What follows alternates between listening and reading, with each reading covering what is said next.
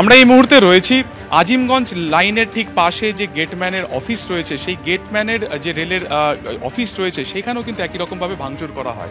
দেখা যাচ্ছে যে 43 বাই স্পেশাল ই গেট, এই গেটের যে অফিস রয়েছে যেখানে মূলত গেটম্যান থাকেন, গতকাল অর্থাৎ শুক্রবার যখন দুপুরবেলাতে বিভিন্ন জায়গাতে এ ধরনের হামলার ঘটনা ঘটে, সেই হামলার আজ থেকে কিন্তু বাঁচতে পারেনি রেলের এই অফিসও। দেখা যাচ্ছে যে বিস্তীর্ণ জায়গা জুড়ে এখানে কিন্তু ভাঙচুর করা হয়েছে।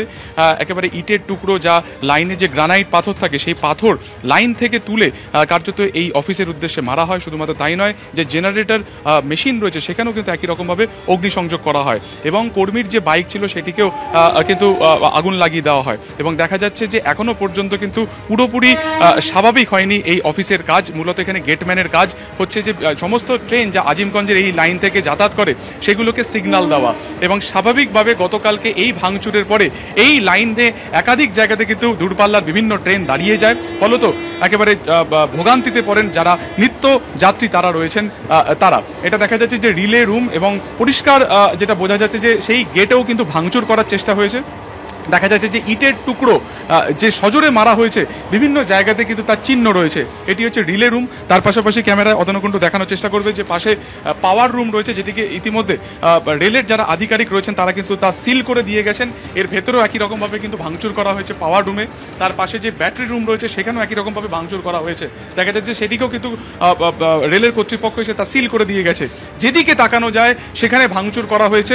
দেখা যাচ্ছে রেলিং তা কার্যত উপড়ে নেওয়া হয়েছে, এবং বাইরে যে রেল গেট সেটিকে উপড়ে নেওয়া হয়েছে। পরবর্তীকালে নতুন গেটকে ইনস্টলেশন করা হয়েছে, এবং একেবারে তালা ভেঙে যারা বিক্ষোভকারী তারা ভেতরে চলে আসেন, এবং গেটম্যানের যে অফিস রয়েছে বা তিনি যেখানে মূলত যেখান থেকে এই গোটা কাজ পরিচালনা করেন সেখানেও একই রকমভাবে কিন্তু ভাঙচুর করা হয়েছে। যে ছবি দেখানোর চেষ্টা করব, যে একেবারে ভেতরে ঢুকে ট্রাঙ্ক থেকে শুরু করে সেখানে যে সমস্ত মেশিনপত্র সেগুলোকে ভাঙচুর করা হয়েছে, ওলট পালট করে দেওয়া হয়েছে যাবতীয় জিনিস, এবং একই রকমভাবে কিন্তু এখানে যারা ছিলেন, যে কর্মীরা ছিলেন, তাদেরকেও বেধড়ক মারধর করা হয়।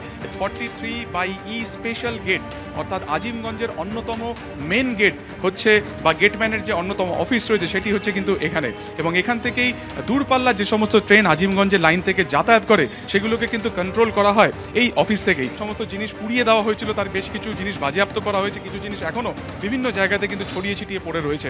ফলত এই হিংসার ঘটনা বিভিন্ন জায়গাতে যেমন তার আঁচ ফেলেছে, সেখান থেকে কিন্তু বাঁচেনি এই রেল গেটের যে অফিস রয়েছে। অতনুকুণ্ডুর সঙ্গে সুকান্ত মুখোপাধ্যায়, এবিপি আনন্দ। অর্থাৎ সংশোধিত ওয়াকফ আইনের প্রতিবাদে একের পর এক উত্তপ্ত পরিস্থিতি জানিয়ে রাজনৈতিক চাপানোতর শুরু হয়ে গেছে।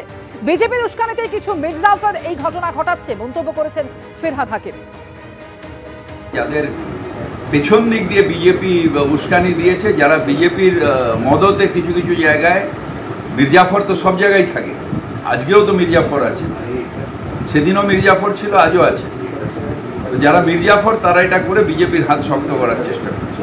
যেহেতু এটা সাম্প্রদায়িক সম্প্রীতির মাটি, এখানে ধড়াম করে পুলিশ কারোর উপর গুলি চালায় না, বুলডোজার রাজ হয় না, তাই এখানে লাফালাফি বেশি, এবং বিজেপির উস্কানিতেই লাফালাফি হচ্ছে।